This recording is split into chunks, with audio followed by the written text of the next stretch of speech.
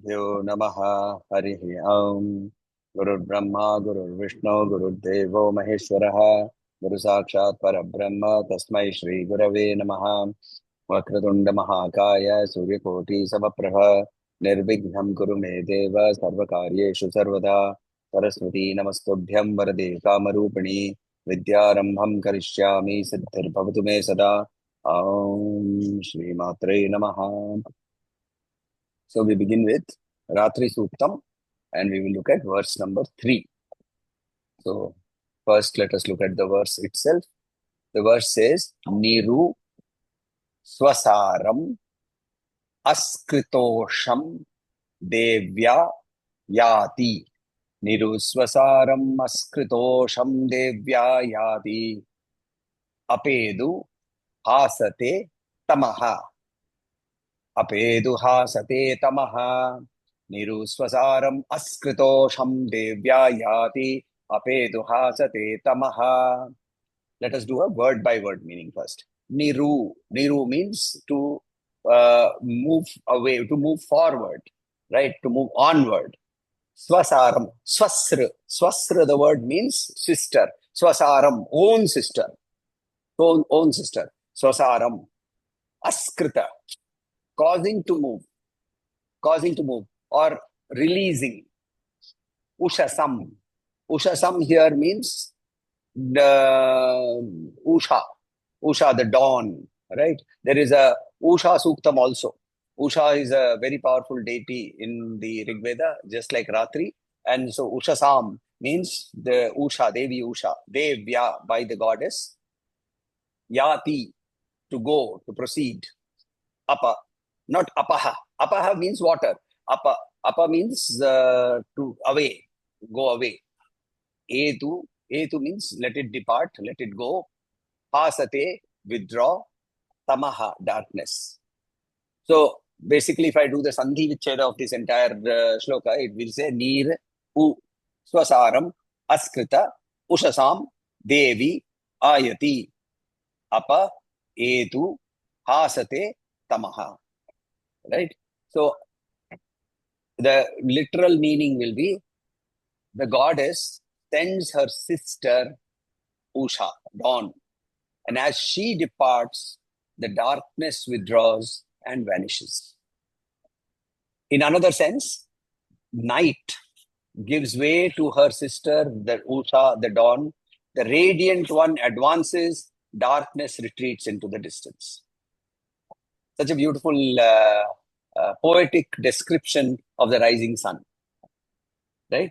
Now, so literally, what are we seeing? We are not seeing as night and morning as enemies. They are not the opposite of each other. Swasaram, they are sisters. Now, sisters can also be very strong enemies, no? Yes, that is today with Usha and Ratri, they are not enemies. They are friends. Right? So they are friends. They are very, very close friends. They are very beautiful. They are sisters. Night does not give fighting to dawn. Night actually gives birth to dawn. Night withdraws gracefully and dawn comes. See, it's a beautiful insight. The Vedic Rishi, he's not seeing this cosmos as a battlefield of competition, of between good and evil, between polarity, but it is a dance of complementary powers. Swasaram is very, very important, right? Ratri and Usha are very frequently in the Rig Veda described as sisters. They are actually two expressions of the same cosmic order. Cosmic order, the word cosmic order in Vedic language is called Rita. Rita. He who worships Rita is called a Ritvik. And the way by which we worship the Rita is through Richa. They are all the same roots. So one cannot exist. We can't hear you. Am I audible to others? Can't hear you, please. Just 1 second.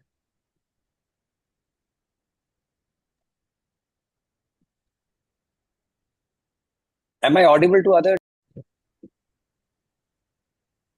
Am I audible to others now? Okay, where Now did it's we? audible. Yeah, where did we Yes, sir. stop? Where Yes, did sir. you miss? Where did you miss out? What was the last? You were speaking Yes, sir. about Usha and Ratri, that they were sisters. Okay. So basically, they are, see, in the Vedic Rishi, he does not see this as a cosmic battlefield. Unlike if you look at the Abrahamic religions, then good and evil, white and black, they're all very polar, right? Everything is in twos. Whereas we don't see that. We see that very beautiful continuum. Night is gracefully withdrawing, and Usha is slowly coming in and taking that place. So there is no battlefield. So the Rishi, he very beautifully describes this. And therefore, one cannot exist without the other. Night gives birth to dawn. Dawn emerges, night prepares for the dawn. Dawn emerges from the night. And then night again follows dawn. This cycle is an eternal cycle. In Śākta tradition, this basically means as goddess Ratri, goddess Usha, they are the same. He manifests as concealment. He also manifests as the revelation. So if you say that, then how do we describe it? Then in the Śākta traditions, night has been already, we have spoken about this. She is Mahamaya. But Usha, therefore, is Mahavidya. Night puts the veil, dawn removes the veil, unveils. But both are Devi. And that is the teaching of Devi Mahatmyam also. The goddess in Devi Mahatmyam says, I delude the world.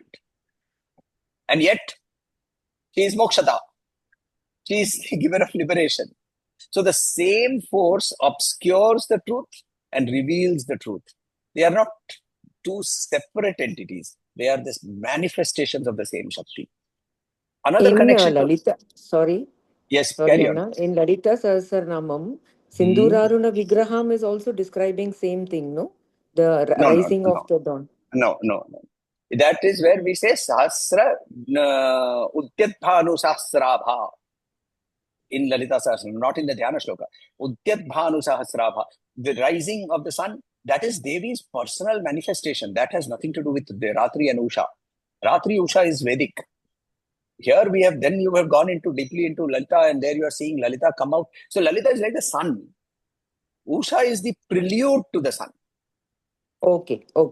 Right. So Devi Mahatmyam, in the first opening chapter, we see that Devi is present in the form of Yoga Nidra. She is resting upon Vishnu, and therefore Vishnu is sleeping. So consciousness appears to be veiled, and Madhu and Kaitava, forces of darkness, arise. Brahma then praises the goddess, which is called the Tantrokta Ratri Suktam, and the goddess withdraws. Vishnu awakens, Madhu and Kaitava are destroyed, and Vishnu gains a name. He is called Madhusudana. So similarly, sleep itself is what will give rise to knowledge. The same Devi performs both the functions. And therefore, in Sri Vidya, we see this, that there is an Avarana Shakti, there is a Vikshepa Shakti. And yet, there is another beautiful Shakti which we tend to forget, and that is called Anugraha Shakti. The grace by which she reveals. So, Ratri represents the Avarana, dawn represents the Anugraha. So, very often I hear a lot of seekers, I must defeat Maya. Sri Vidya says, no. You must recognize Maya to be only a manifestation of the same divine that you are seeking. And therefore, Maya alone will automatically transform into grace, and in that grace, she will reveal herself. This is I have a question. Sorry, yes. Again I'm interrupting. So, with the context of sleep, is it possible to relate to Ratri and Usha? I didn't understand your question. With the context of sleep, in the night we are sleeping. Correct. And then when we wake up, it is dawn. Mm-hmm. Will we be able to relate to Ratri and Usha In the No, context of sleep of the person. no, no. We are at the macrocosmic level. We are not at a microcosmic level. Okay. We are not talking at any microcosmic level. We are talking at a macrocosmic level where we are talking of Maya. We are not talking of avidya. Right? When we talk of avidya, we are talking at an individual level, my ignorance. When we talk of the collective avidya of this entire universe, that we call it Maya. Yes. Right? Yes. So the link, if we look at the link to the Sri Chakra itself, the outer avaranas, they are more and more engagement with manifestation. And as we proceed inward, the number of petals of the Sri Chakra, they keep reducing slowly, and therefore each withdrawal is actually nothing but a dawn, because you are disengaging with the external manifestation. Right? In the earlier shloka, we saw that when night comes, we see the pinpoints of light, we see perception, we see manifestation, but then that layer of withdrawal, one by one, the layers of ignorance being withdrawn, we have night, therefore, is an indication of outer identification. Usha is an indicator of inward, internal, deeper recognition. So each layer of the Sri Chakra is a new dawn. So when you are moving from the ninth, outside most, I call it the ninth, from the ninth to the eighth, you have overcome one Ratri and gone into one Usha. Then that Usha will give way to become Ratri. That is the cycle. And that cycle, in that Ratri, you move to the next one, which is the seventh Avarana. From the seventh, you go to the sixth. Each time you are in that seventh, the Usha, the light of that, will slowly give way to a night. What happens? In that avarana, we become comfortable. In our comfort, we become tamasic. We get into inertia. And again, we wake up and we go into the next level. If you look at it from Lalita Sahasranama, we have seen her to be Prakasha, which is illumination. We see her to be Vimarsha, which is reflection or self-awareness. So she first appears to be hidden and then she reveals herself.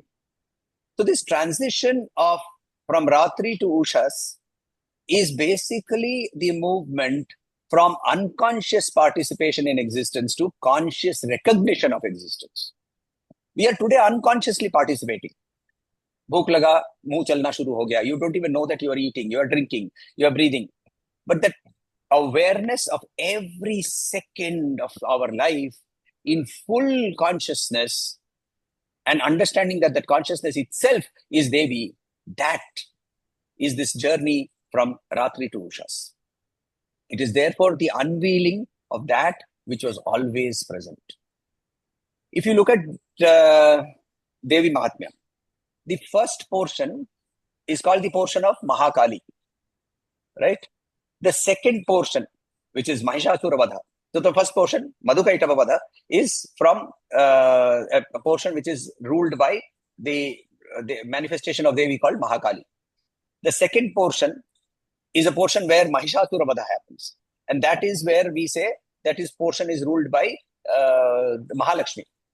And the third part, which is the Shumba Nishumba Vadha, that portion is ruled by Mahasaraswati. If you look at this as a progression. The first part.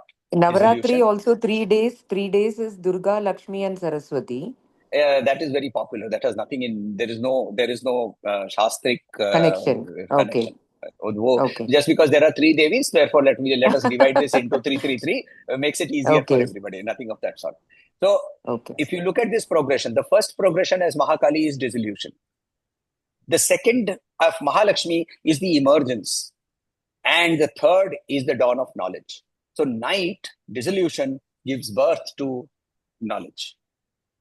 If you look at Krishna's birth, when did it happen? In the darkest of midnight. Right? Darkness itself precedes the revelation. And look at the combinations. Whether you say Kali and Shiva. What is the color of Kali? Black. What is the color of Shiva? White. In all iconography. Right? What is the color of Krishna? Black. What is the color of Radha? White. This one is a complement to the other. We always say, isn't it, Gauri Shankara? we say Radhe Krishna, Radha Krishna. That combination, if you look at Shiva itself, Shiva has been also described as Sadashiva, not the Shiva that we are talking about in terms of Kali, but the Sadashiva, the background on which this entire cosmos plays is defined as profound, all-enveloping darkness. Now, when the first time when man went into space, suddenly realized that the sky is not blue. The sky is actually black. Right? We see this blue because of the reflection of microparticles of dust through which, when we see the reflection, we see the blue color. When we escape the atmosphere, we see the all-enveloping Ratri. So this dissolution, this silence. And how is it? It is that which precedes the enlightenment. So how will we apply this? Let us look at the application. See, every time I've been saying that Devi Mahatmyam and all other texts, unless they are applied, unless they are contemplated, then we don't have any, then we could study it from Google and we could all look at it, and there are multiple people who are teaching Devi Mahatmyam. The purpose of this study is to be able to take each verse and look at an application. So this is a place where you sit down and allow your thoughts and your sensory activities to slowly reduce by concentrating on the breath. Slowly that breath portion also vanishes. But what happens is, this stage, when you come to this stage, you will come to a point where you will feel that I am losing awareness, and you will feel afraid of this. Actually, they are at a threshold. And if they remain steady at that threshold, and today's article itself, I have mentioned this. This is where Ganesha comes into play. When at that threshold, you remain steady, you remain intelligent, you remain intuitive, you hold on strongly, then the new dawn appears. That is what this verse is actually teaching. So dawn, your new knowledge is actually hidden within your ignorance itself. So therefore, if you look at the process in a psychological way, you will see that before any insight, before any healing, before any wisdom that comes, there is always a degree of uncertainty. There is a degree of loss of direction. There is a feeling of darkness.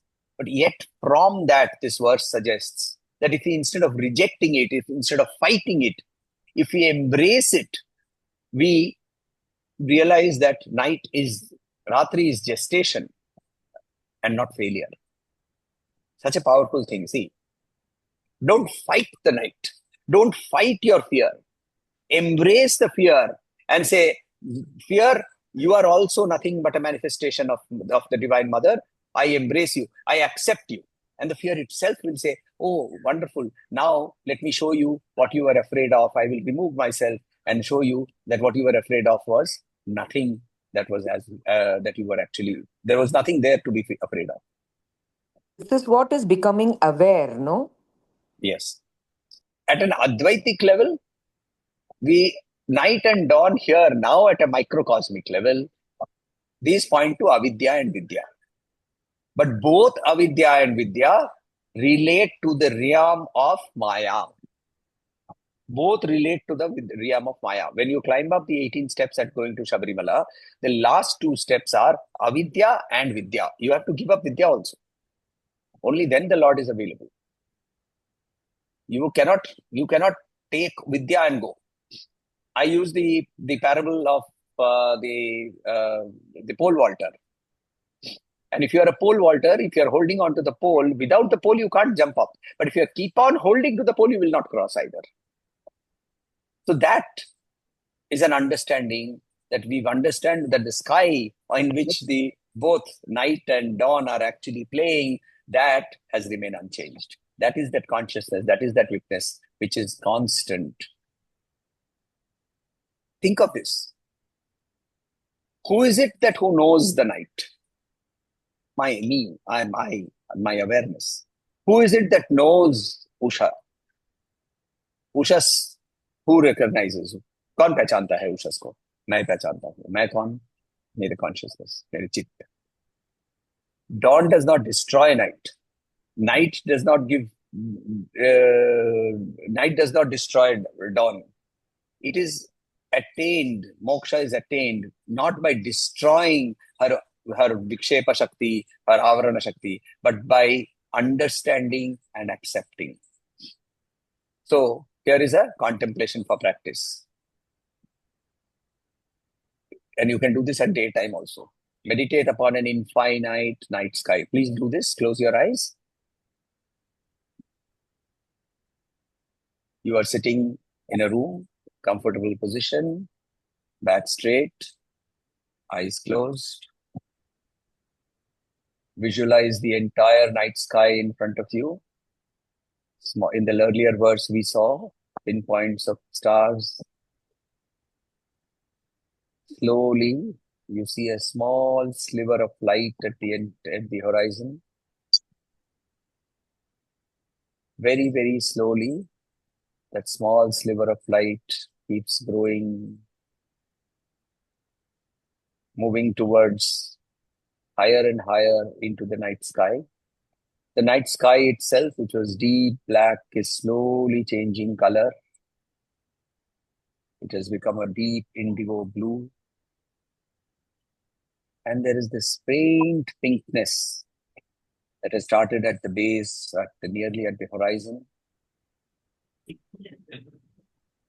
Understand that this night, that is this dawn that is arising, is coming from the night itself. And now contemplate on this, that the truth that is concealing both this dawn, Ushas, and the night is nothing but the Divine Mother's play.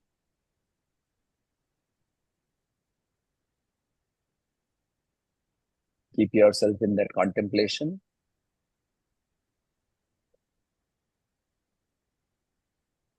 The half-lit sky should be clearly visible. And now slowly open your eyes. So this is a beautiful contemplation that we can use. What I will try to do is, with every verse of the Ratri Suktam, we will try to do such contemplations so that these contemplations will help us to progress slowly towards the attaining the Anugraha Shakti of Devi. Devi by nature itself has Avarana Shakti and Vikshepa Shakti. She is Prakasha and Vimarsha. But then Anugraha, we have to open ourselves for us to receive her Anugraha. And that is the whole journey that we will be trying to making. Let us now look at Shakti Pithani. Interesting Shakti Pithas that we will look at today. So we are at 30.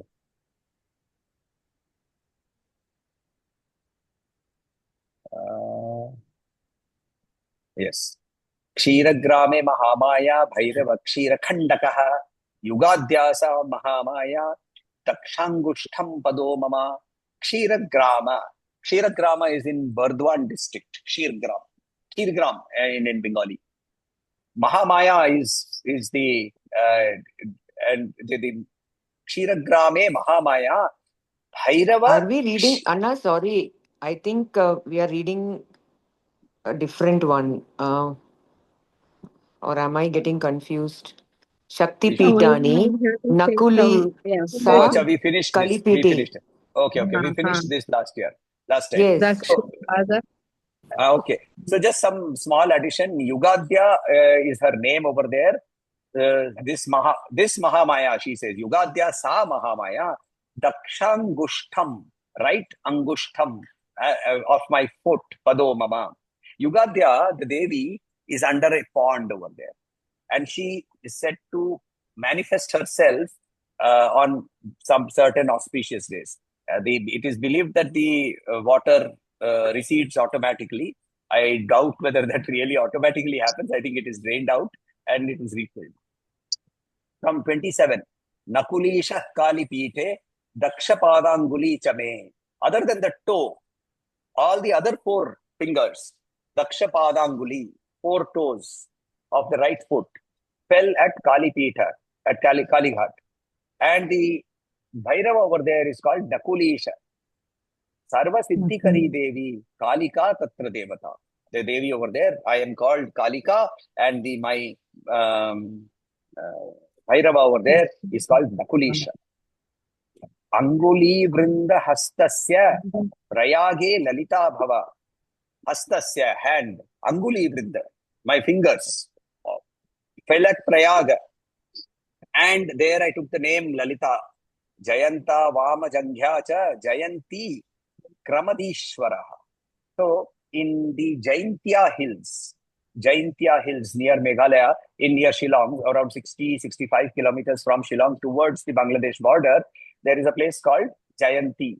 In Jayanti, I have taken my Vama Jangha has fallen. Right?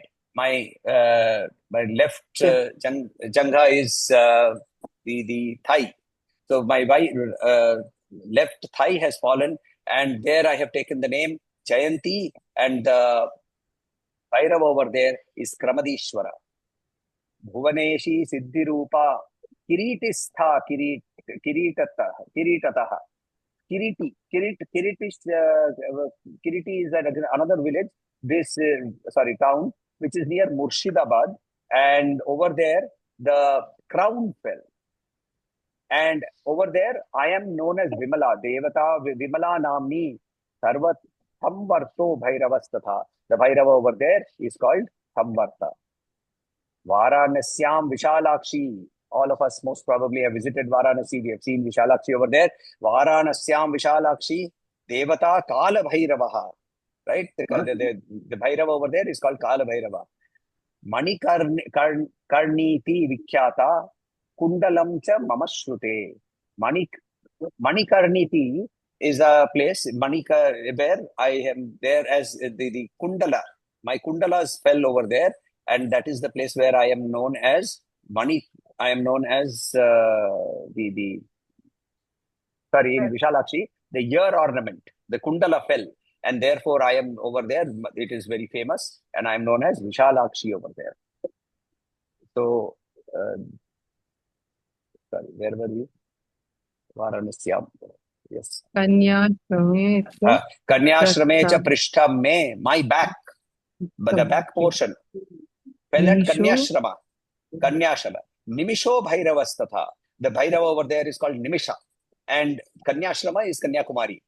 Sarvani Devata Tatra Kurukshetra cha Gulfataha. And there Kanyashrame, and after that she says, I am Kurukshetra. I am over there. My Gulfa is ankle. My ankles fell over there at Kurukshetra, and there I am Sarvani. Thanur Namna cha Savitri Devata Mani Vedake. At near Pushkar, there are the Manibhadra or Manibandha mountains, small hills. They are called mountains. They are very small hills. On the top of those small hills, there is a small temple where she is known as Savitri, and the Devi over there is called Kali by the local people, Durga or Kali. But the real name of that Devi over there near Pushkar is famous for the Brahma temple. But other than the Brahma temple, there is this Devi temple over there, and the Bhairava over there is called Sthanu. Manibandhe cha Gayatri Sarvanandastu Bhairava, and over there so Gayatri and Sarvananda, and then lastly Sri Shaile cha Mamagriva. Sri Shaile cha Mamagriva. Griva is throat. She fell in Sri Shaila. Mahalakshmi stu Devata. See, where we go and worship her over there, we call her Brahmari. Right, Brahmarambika. But her real name, the hidden name for that particular Devi over there is called Mahalakshmi. She is Mahalakshmi over there. Bhairava Sambaranando Desho Vyavastitaha. This is the Shakti Pithani. So that is the story of these particular Shakti Pithas. Quick repetition. So we saw Ksheeragrama, Yugadhya and Ksheerakhanda. Kalipitha, we saw Kalika and Nakulesha. Prayaga, we saw Lalita and Bhava. Jayanti, we saw Jayanti and Kramadishwara. In Kiriti, we saw Vimala and Samvarta. Varanasi, we saw Vishalakshi and Kalabhairava. In Kanyashrama, we saw Sharvani and Nimisha. In Kurukshetra, we saw Savitri and Sthanu. In Manivedaka, we saw Gayatri and Sarvananda. In Sri Shaila, we saw Mahalakshmi and Sambarananda. So these are the Devis that we saw today. We have reached more or less half of the list of 27 instead of the 51 that is being listed out. Any doubts, questions?